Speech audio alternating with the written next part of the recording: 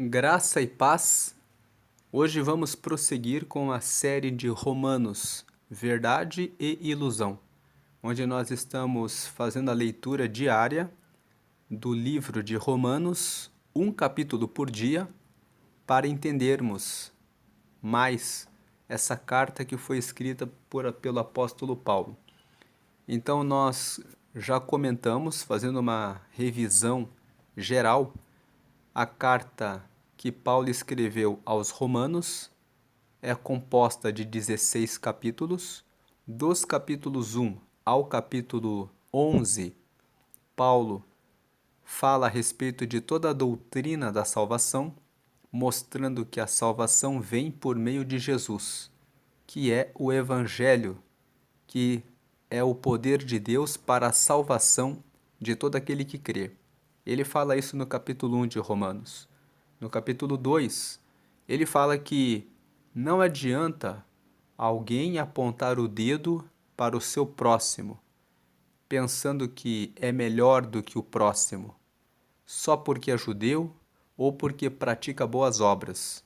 Porque todos, os judeus e os que praticam boas obras, carregam também os seus pecados. Então, antes de apontar o dedo para alguém, é preciso reconhecer que todos pecaram e destituídos estão da glória de Deus. E essa é a conclusão do capítulo 3, que no verso 23 diz exatamente isso. Todos pecaram e destituídos estão da glória de Deus. Então, os capítulos 1, 2 e 3 formam um bloco, onde Paulo se dedica a revelar que o Evangelho é o poder de Deus para a salvação de todo aquele que crê em Jesus. No capítulo 4, Paulo vai atacar a arrogância dos judeus, porque eles diziam: nós temos a lei de Moisés e nós temos a descendência de Abraão, que instituiu a circuncisão. Então nós temos os pactos que nos fazem se conectar a Deus.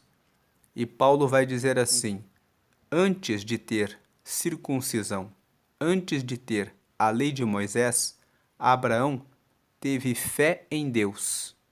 Abraão era casado com uma mulher estéril. Ele não poderia ter nenhum descendente.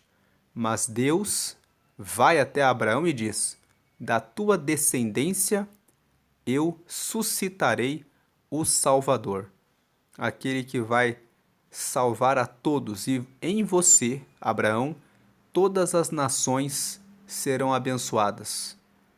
Todos serão abençoados por meio do seu nome, porque aquele que há de nascer de você é que trará a salvação. Mas como que Abraão poderia ver essa promessa se a sua esposa era estéril? Então Paulo, no capítulo 4, fala que Abraão creu em Deus, de que Deus faria que ele tivesse descendência, mesmo de forma impossível, porque a sua esposa era estéril. E foi essa fé que ele depositou em Deus que permitiu que nascesse o seu filho Isaque. E foi depois que Deus instituiu a circuncisão e a lei de Moisés. No capítulo 5, portanto, encerrando o capítulo 4, Abraão não é motivo para a arrogância dos judeus, pois antes de existir lei de Moisés e circuncisão, Abraão teve fé em Deus. No capítulo 5, Paulo mostra que a morte de Jesus reconciliou o ser humano com Deus. Quando Jesus morreu na cruz, por toda a humanidade, ele substituiu, ele trocou a condenação que havia sido implantada para todos por meio de Adão. Então, a partir de Jesus, todo aquele que aceita e tem fé em Jesus é perdoado dos pecados. No capítulo 6, Paulo fala a respeito do batismo. E ele fala que o salário do pecado é a morte. mas o dom gratuito de Deus é a vida eterna por Cristo Jesus. No capítulo 7, Paulo volta à questão da lei, à questão dos judeus, e ele mostra que a lei não é suficiente para salvar a ninguém, pois mesmo aquele que obedece à lei não consegue cumpri-la totalmente e vê na sua carne o desejo de praticar aquilo que a lei condena. A lei diz: não furtarás, não matarás, não adulterarás, não mentirás, não roubarás. Mas a carne cobiça e deseja essas coisas.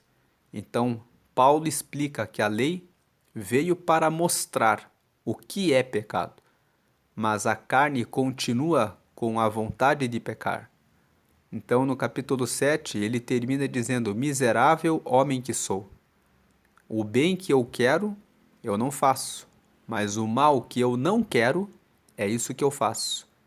Então, no capítulo 8, Paulo explica que existe um combate, uma luta entre a carne e o espírito. E ele diz que é necessário lutar contra a carne, se entregando para o Espírito Santo.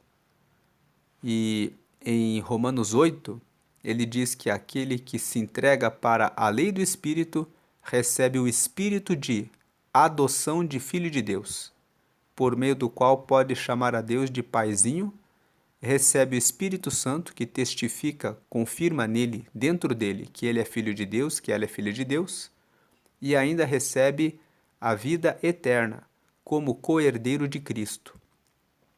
No capítulo 9, Paulo mostra que a salvação veio pela vontade soberana de Deus. Foi Deus que escolheu Abraão para que da descendência dele viesse Isaque. Depois Isaque teve 2 filhos, Esaú e Jacó, que eram gêmeos. Esaú era o mais velho, primogênito. Pela lógica humana, deveria ser do primogênito a descendência, mas Deus determinou: Jacó é que será aquele de onde virá o Messias, o Salvador. Então, o capítulo 9, Paulo mostra, ele volta para a questão dos judeus, e ele mostra que foi Deus que criou o plano da salvação, e o plano foi totalmente dirigido por ele como soberano. No capítulo 10, nós lemos que para a salvação há necessidade de fé no coração de que Deus ressuscitou Jesus dos mortos e a confissão com a própria boca. No capítulo 11, Paulo fala que o povo de Israel era como a oliveira plantada e os gentios eram como zambujeiro. Zambujeiro é uma oliveira que é natural, ela nasce na terra porque algum pássaro lançou a semente, ela não é cuidada. Então, as azeitonas do zambujeiro dão pouco azeite.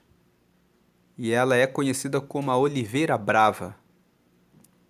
E Paulo vai dizer que os gentios foram implantados na oliveira cultivada por Deus e agora receberam a salvação.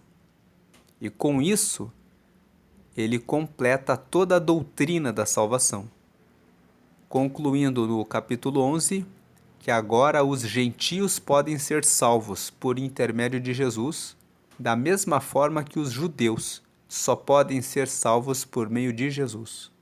A partir do capítulo 12 até o capítulo 16, vem a parte prática de Romanos.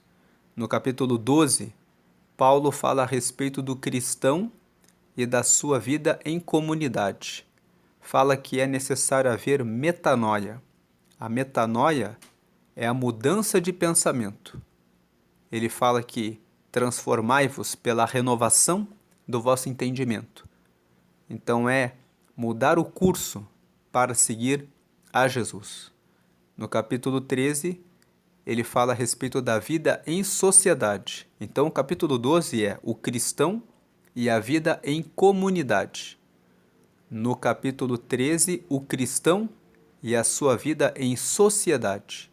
E hoje, entrando agora no capítulo 14, é o cristão e a tolerância em relação ao próximo. Ele vai falar aqui que existem pessoas que são fortes e pessoas que são fracas. E ele vai dizer que a força ou a fraqueza está relacionada a costumes, quanto a comida, quanto a dias, quanto ao que fazer. Então vamos ler agora o capítulo 14 e entender essa questão prática. Como lidar com as pessoas. Tolerância em relação ao entendimento que cada uma tem da forma como segue a Jesus. Ele fala aqui, no verso 1, ora, quanto ao que está enfermo na fé, recebei-o, não em contendas sobre dúvidas. Veja que ele fala aqui, ao que está enfermo na fé. Alguém que está doente com relação à fé, que entende a fé de uma certa forma. Ele diz assim, recebam a pessoa, mas não em contendas, não para ficarem brigando por causa de dúvidas. Verso 2, porque um crê que de tudo se pode comer, e outro que é fraco come legumes. Então você vê que Paulo fala assim, o forte é aquele que é livre, aquele que entende que pode comer de tudo. O fraco, ele fala que só pode comer legumes. Verso 3, o que come, não despreze o que não come, e o que não come, não julgue o que come, porque Deus o recebeu por seu. Verso 4, quem és tu que julgas o servo alheio? Então Paulo está dizendo assim, aquele que come é servo de Deus. Aquele que não come é servo de Deus. Aquele que come não deve desprezar o que não come, porque o que não come é servo de Deus. Aquele que não come não deve julgar quem come, porque quem come, come porque tem fé de que está com Deus. Então Deus o recebeu por seu. Então, verso 4, quem és tu que julgas o servo alheio? Quando eu julgo o meu próximo, esse próximo é servo de Deus. Eu não sou dono de ninguém para realizar julgamento em relação ao meu próximo. Então ele fala no versículo 4, quem és tu que julgas o servo alheio? Para seu próprio Senhor ele está em pé ou cai, mas estará firme, porque poderoso é Deus para o firmar. Verso 5, um faz diferença entre dia e dia, mas outro julga iguais todos os dias. Cada um esteja inteiramente seguro em seu próprio ânimo. Então Paulo diz, se alguém quer guardar o domingo, se alguém quer guardar o sábado, que esteja seguro do que está fazendo. Que esteja seguro no seu próprio ânimo de que está fazendo aquilo para Deus. Verso 6. Aquele que faz caso do dia, para o Senhor o faz. O que come, para o Senhor come, porque dá graças a Deus. Ou seja, aquele que acredita que pode comer de tudo, ele come de tudo porque ele entende que pode fazer isso sem problema algum diante de Deus e agradece a Deus. E o que não come, para o Senhor não come e dá graças a Deus. Aquele que entende que não deve comer, ele não come e agradece a Deus, porque não está comendo aquilo. 7. Porque nenhum de nós vive para si, e nenhum morre para si.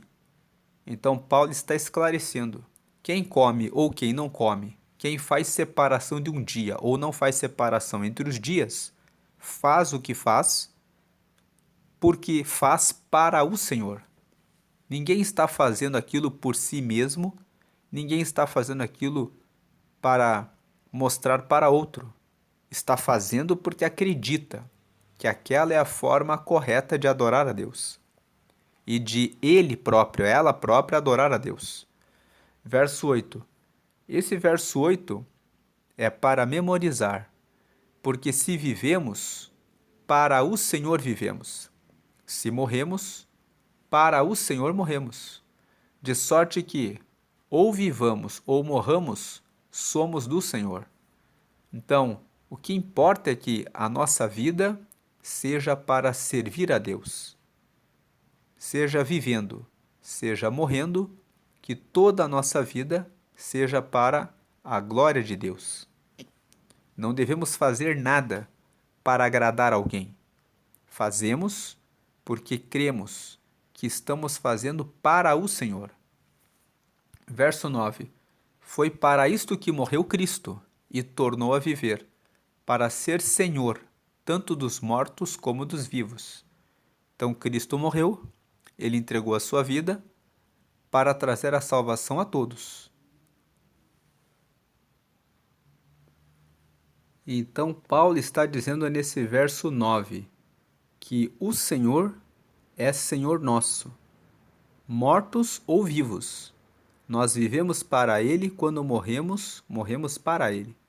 Então Ele é o Senhor nosso. Foi para isso que morreu Cristo e tornou a viver, para ser Senhor, tanto dos mortos como dos vivos. Ele é o nosso Senhor. Vivos ou mortos, nós somos dele. Ele é o nosso Senhor. Verso 19. Mas tu, por que julgas teu irmão? Ou tu também, por que desprezas teu irmão? Pois todos havemos de comparecer ante o tribunal de Cristo. 11. Porque está escrito, pela minha vida, diz o Senhor, todo joelho se dobrará diante de mim e toda língua confessará a Deus. Então aqui ele entra no campo de quem somos nós para julgar o outro. 12. De maneira que cada um de nós dará conta de si mesmo a Deus. 13. Assim que não nos julguemos mais uns aos outros, antes seja o vosso propósito não pôr tropeço ou escândalo ao irmão. 14. Eu sei e estou certo no Senhor Jesus, que nenhuma coisa é de si mesma imunda, a não ser para aquele que a tem por imunda, para esse é imunda. Então Paulo está dizendo o quê? Não existe alimento que é imundo, mas se a pessoa olha para a carne de porco, por exemplo, os judeus têm essa questão com relação a certos animais. Se ele pensa, a carne de porco é pecado, e ele come, então ele peca. Por quê? Porque ele considera errado, e mesmo achando errado, ele come para agradar o outro. Por isso, no 14 ele diz, eu sei e estou certo no Senhor Jesus, que nenhuma coisa é de si mesma imunda, a não ser para aquele que a tem por imunda. Para ele, para esse é imunda. Se a pessoa acha que uma coisa é pecado, então a consciência dele condena ele, dizendo que ele não deve fazer aquilo. Ele não deve comer, então, se ele acha que não deve comer. Verso 15. Mas se por causa da comida se contrista teu irmão, já não andas conforme o amor. Não destruas por causa da tua comida aquele por quem Cristo morreu. Então aqui ele traz uma recomendação, que aquele que é forte não coma, para não deixar aquele que é fraco entristecido. Verso 16. Não seja, pois, blasfemado o vosso bem. 17. Porque o reino de Deus não é comida nem bebida, mas justiça e paz e alegria no Espírito Santo. Esse é um bom versículo para memorizar. Lembrar que o reino de Deus não é comida nem bebida, mas justiça e paz e alegria no Espírito Santo. Muitas pessoas têm a sua alegria em comida. Muitas pessoas têm a sua alegria em bebida. Muitas pessoas têm a sua alegria em coisas aleatórias que estão aqui no mundo. Mas aqui nesse verso, Paulo diz que o reino de Deus não é comida nem bebida, mas justiça e paz e alegria no Espírito Santo. Alegria no Espírito Santo significa ter o Espírito Santo, caminhar com o Espírito Santo. Verso 18. Porque quem nisto serve a Cristo, agradável é a Deus e aceito aos homens. Então, quem serve a Cristo é agradável a Deus e aos homens. 19. Sigamos, pois, as coisas que servem para a paz e para a edificação de uns para com os outros. 20. Não destruas por causa da comida a obra de Deus. É verdade que tudo é limpo, mas mal vai para o homem que come com escândalo. 21. Bom é não comer carne, nem beber vinho, nem fazer outras coisas em que teu irmão tropece, ou se escandalize ou se enfraqueça.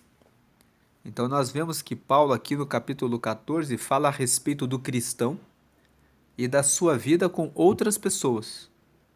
Como o cristão deve lidar com a questão da tolerância com os irmãos.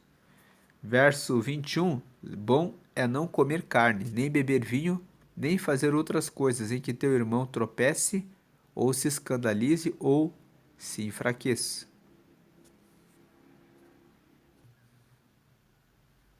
Agora o 22 e o 23. Tens tu fé? Tem-na em ti mesmo diante de Deus. Bem-aventurado aquele que não se condena a si mesmo naquilo que aprova. 23. Mas aquele que tem dúvidas, se come, está condenado, porque não come por fé. E tudo que não é de fé é pecado.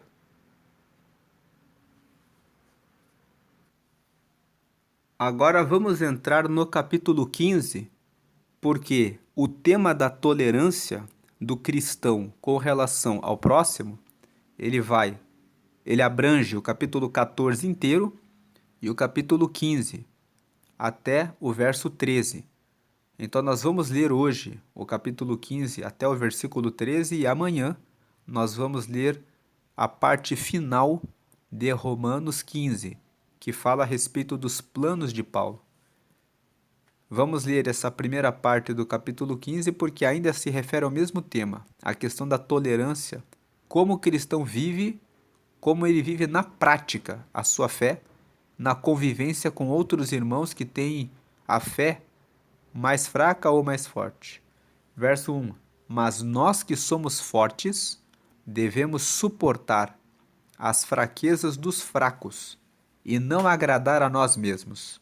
Então ele fala, você que é forte, que não tem problema em relação a guardar alguns dias, não tem problema com relação à escolha de alimentos, não tem problema com relação a vestimentas, é você que tem que respeitar o mais fraco.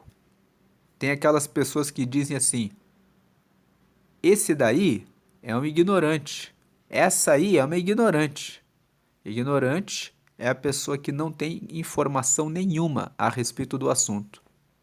Mas, dito dessa forma, o fulano é ignorante, a pessoa é ignorante, soa como que uma diminuição do próximo. Mas Paulo fala, você que é forte, você deve deixar de fazer para não gerar escândalo no que é mais fraco. E ele diz, mas nós que somos fortes, devemos suportar as fraquezas dos fracos e não agradar a nós mesmos. 2. Porquanto cada um de nós agrade ao seu próximo no que é bom para a edificação. Portanto, cada um de nós agrade ao próximo. 3. Porque também Cristo não agradou a si mesmo, mas como está escrito, sobre mim caíram as injúrias dos que te injuriavam. Então, Cristo, ele carregou as injúrias daqueles que estavam injuriando ele. 4. Porque tudo que dantes foi escrito, para nosso ensino foi escrito, para que pela paciência e consolação das Escrituras tenhamos esperança. 5. Ora, o Deus de paciência e consolação vos conceda o mesmo sentimento uns para com os outros, segundo Cristo Jesus. 6. Para que concordes a uma boca, glorifiqueis ao Deus e Pai de nosso Senhor Jesus Cristo. 7. Portanto, recebei-vos uns aos outros, como também Cristo nos recebeu, para a glória de Deus. 8. Digo, pois, que Jesus Cristo foi ministro da circuncisão, por causa da verdade de Deus, para que confirmasse as promessas feitas aos pais. Aqui Paulo está justificando por que Jesus foi circuncidado ao 8º dia. Por que Jesus ministrou sobre circuncisão? Jesus ministrou sobre circuncisão porque a circuncisão de fato veio de Deus para a descendência de Abraão. Então, Jesus não veio quebrar o que Deus instituiu, até porque Deus Pai, Deus Filho e Deus Espírito Santo formam uma trindade, eles são um só. Então, Cristo, ele ministrou sobre circuncisão, por causa da verdade de Deus, para que confirmasse as promessas feitas aos pais. Agora o 9. E para que os gentios glorifiquem a Deus pela sua misericórdia, como está escrito: portanto eu te louvarei entre os gentios e cantarei ao teu nome. Verso 10. E outra vez diz: alegrai-vos, gentios, com o seu povo. 11. E outra vez, louvai ao Senhor, todos os gentios, e celebrai a todos os povos. 12. E outra vez diz Isaías: uma raiz em Jessé haverá, e naquele que se levantar para reger os gentios esperarão. Então aqui está a promessa de que uma raiz em Jessé haverá. A raiz é Jesus. Jesus nasceu. Ele veio dessa raiz para salvar a todos. 13. Ora, o Deus de esperança vos encha de todo gozo e paz em crença, para que abundeis em esperança pela virtude do Espírito Santo. Então essa é a leitura de Romanos 14 até Romanos 15, versículo 13. Você nota que Paulo escreve sobre a tolerância com os irmãos e fala sobre sermos fortes, suportar as fraquezas dos fracos, não dar escândalo para aqueles que são mais fracos. Agora, amanhã, nós vamos ler Romanos, capítulo 15, do versículo 14 a seguir, a respeito do ministério.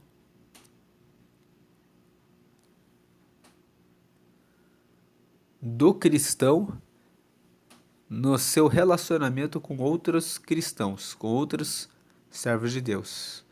Deus abençoe o seu dia grandemente. Amém.